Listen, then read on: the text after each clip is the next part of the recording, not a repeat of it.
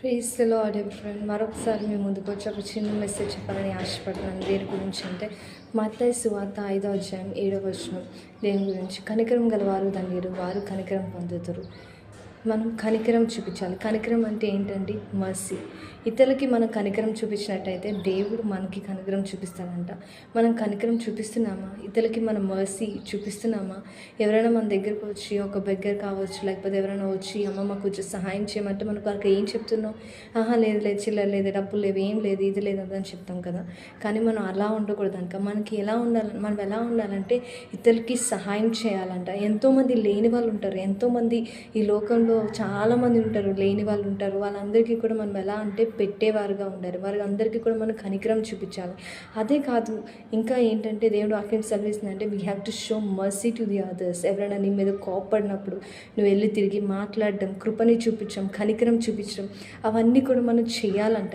ఎప్పుడైతే నువ్వు అది చేస్తావో నువ్వు ఎలా అంటే గుర్తించబడతావు. నువ్వు నిజంగా దేవుని ప్రేమతో నిండి ఉండావని, దేవుడు నీ అందు నివసిస్తున్నాడు, దేవుడు నీ అందు ఆనందిస్తున్నాడని దేవుని వాక్యం సెలవిస్తుంది.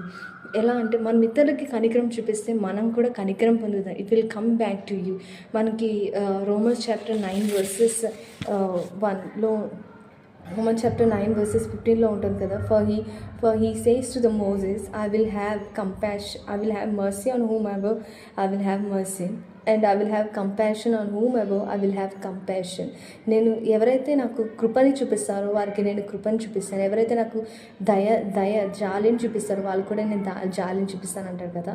అలాగే మనం ఏదైతే ఇతరులకి చూపిస్తామో దేవుడు తిరిగి మనకు కూడా ఏం చేస్తాడు? కనికరం చూపిస్తాడంట, జాలి చూపిస్తాడంట.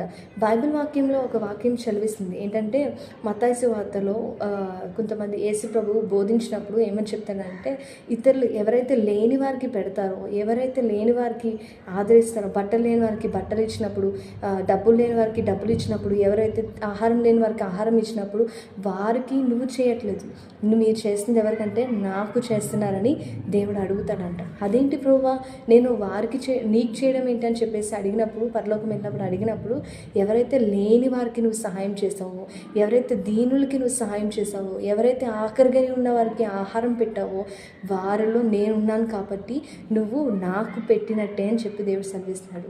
అంటే మనం ఎవరికి కనికరం చూపిస్తున్నాం? దేవుడికి మనం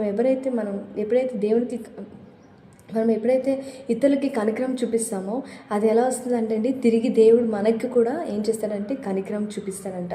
మన అతిక్రమములు క్షమించినట్టు మా అతిక్రమములు కూడా క్షమించుము అని చెప్పేసి దేవుని వాక్యం సెలవిస్తుంది కదా. మనం ఎప్పుడైతే ఫర్గివ్ చేస్తామో